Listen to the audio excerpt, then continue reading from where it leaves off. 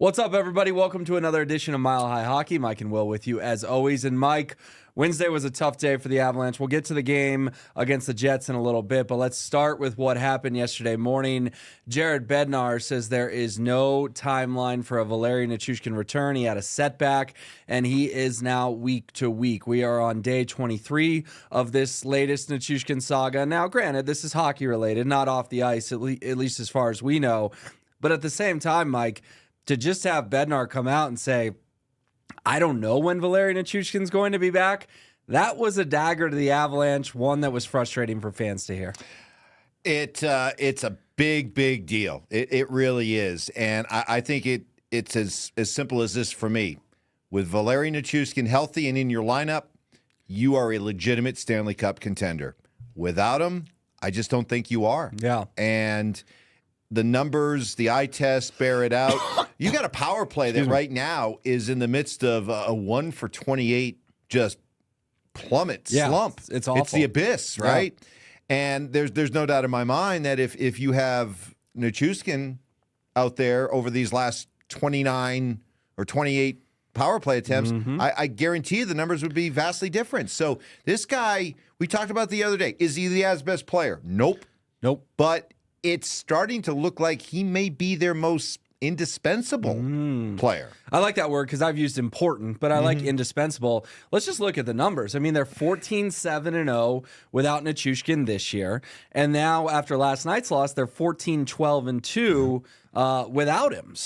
And those numbers mirror what it's been like over the last 3 years. 3 years since he got here. Well, and I think, too, without Nichushkin for the foreseeable future. Now, Jared Bednar was asked after morning skate, is this something that could linger all year? And he goes, I don't know about all year, but anytime there's a setback, you kind of go back to square one. So, guys, we have to wrap our mind around just take it back to New Year's Eve. That's where we're at all of a sudden again, is Bednar said, I'm not sure about all year, but he's back to square one. Mike, the key was he tried to practice last weekend, okay? And he came out in somewhat of a regular sweater. I mean, there's 17 different color sweaters. It wasn't the non-contact one, though. It was the, we're getting you back in one. And he didn't finish the practice. And I think that was sort of underreported, was they were trying to get him through that full practice over the weekend. For whatever reason, he had to go to a trainer, had to go to Jared Bednar, something, and said, I can't do it, left the ice early, and then Bednar drops the bomb on the setback. But I don't think the last 23 days, unfortunately, are now really in the window of recovery because, as Bednar said, he's back at ground zero.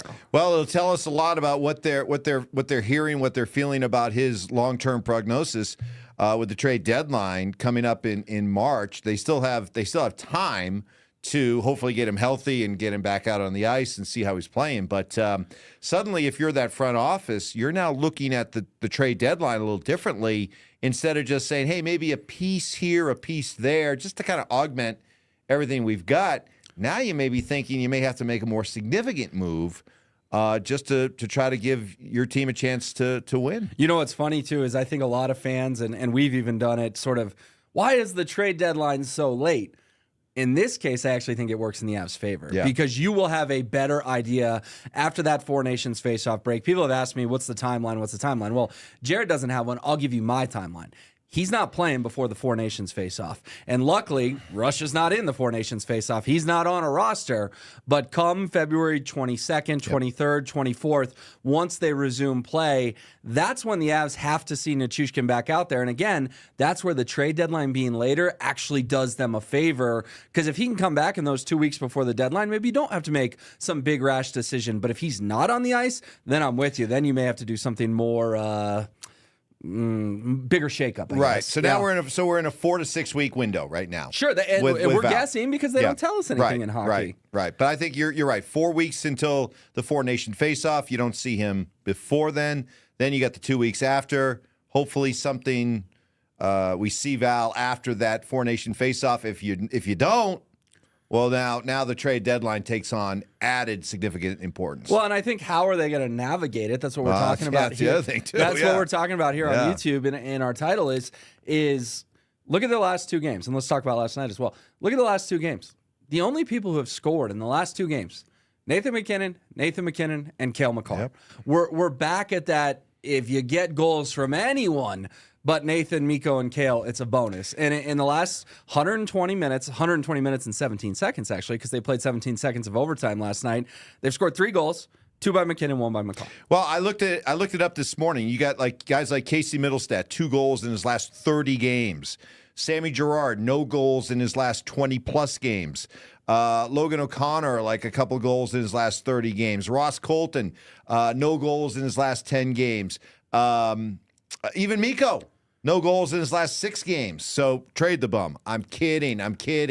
But yeah, you're looking at a team right now where you need more contributions. More guys need to step up. If Al's going to be out for a while, you got to get a lot more from Casey Mittelstadt. You got to get a lot more from Ross Colton. You got to get more from Jonathan Drouin. You got to get more from a Sammy Girard. It's just, at this point, you got too many bus riders. You got too many passengers. Bednar loves that word, passengers. You got too many passengers. Yep. Too many bus riders and steak eaters. We need some more drivers. Yeah, totally. We'll see. Let's talk about what happened last night at Ball Arena. Avs and Jets. Mike, it was a frustrating game to watch because I'm not making excuses, but it felt like Connor Hellebuck, he's just blessed right now. Like the likely Vezina Trophy winner again had 2 or 3 moments in that game that were just flat out lucky. I thought the Avs actually could have had 4 or 5 goals last night. Don't get me wrong, Hellebuck played well, but it did feel like there were moments where it's just like, man, the puck luck. It's been a theme in January, not going Colorado's way. Yeah, I guess I'm a little bit different than you. He got a puck going off the tip of his stick handle. I get you. Yeah. But this has been something that I've seen with the Avs for the last several years, and any year that was not the cup-winning year, is that you can't blame it all on just, throw up your hands, we ran into a hot goalie. You got to make life more uncomfortable for a goalie, okay? And especially a goalie that's in a good place like Hellebuck is right now. There has to be more effort, more pucks thrown to the net, more crashing to the net, winning and sacrificing in the corners, behind the net, in front. There just needs to be more of a gritty approach. And that is something that has plagued the Avalanche in their playoff runs, is that I think at times when the game's wide open and it's free-flowing, they're awesome. But when it gets to the point where you got to play a little greasy, a little bit more, grimy, this hasn't always been their strength. And I don't think you could just pass it off as, wow, they just got stoned and they got beat by a better goaltender.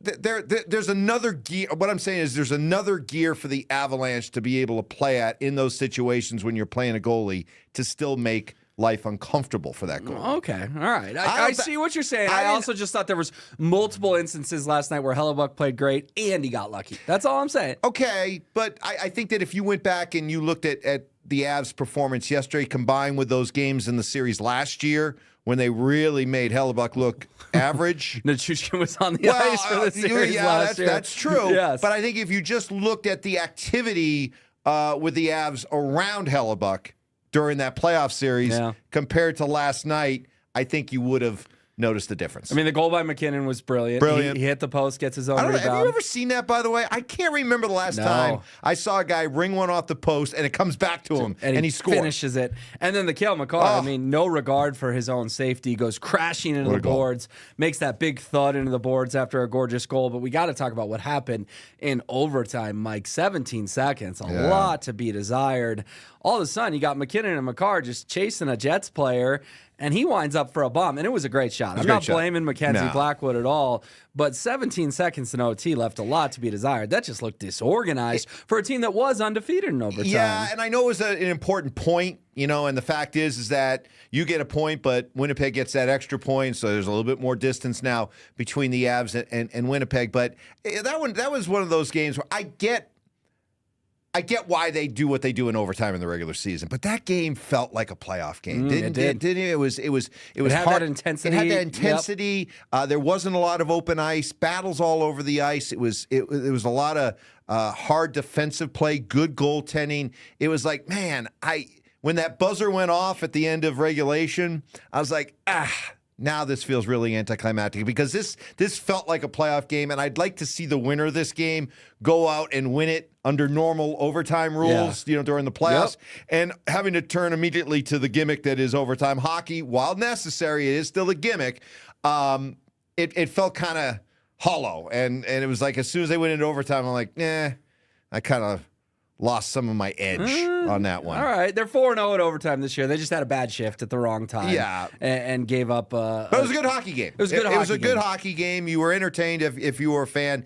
And but, man, the one that got away, you had that power play with about 3 minutes left in the game. Not only did you didn't even get a shot on goal. Nope. And that now has the Avs in that, what is it now, 1 for 28 stretch on the power play. And I killing know him. Just killing him. people are going to get sick of it, but Nichushkin. He makes it better. They're real quick. Avs head out on the road for whatever reason. They seem more comfortable on the road this year. They'll go to Boston this coming weekend. You only got 5 points out of the 10 on the homestand. 3-game road trip. It's like, all right, let's get 5 or 6 on this road trip because that feels critical. Real quick, and I know we're up against it, but Jared Bednar said something interesting. He's not concerned about the standings. He isn't. He said, when you're looking at us, Minnesota, Winnipeg, Dallas, we're all going to have over 100 points, which over the course of an 82-game season proves there's not that much difference between us. He said, just get us in. All we have to do is get in. I don't care where we're seated. So I thought that was kind of interesting. He basically said, whether we're 7th or we're 2nd, it really doesn't matter. Well, and the good news we've chatted about before, home ice in hockey is not really a thing. And I know fans who spend hundreds of dollars on tickets don't want to hear that, but the winner of home games in the playoffs is like 52%. It's a coin flip in terms of on the road or at home. And guess what? I agree with the head coach. If the Avs get in, I don't care if they're an 8 seed. They can win the Stanley Cup. I trust them more on the road in the playoffs than I do at home. Yeah. It seems like pressure. And we all go back to that Game 5 against Tampa. Yep. Couldn't get the job done. Got it done in Tampa in Game 6 to win the Cup in 2022. Hopefully another Cup this year, but man, they need Valeri Nichushkin to come back forgiven at some point.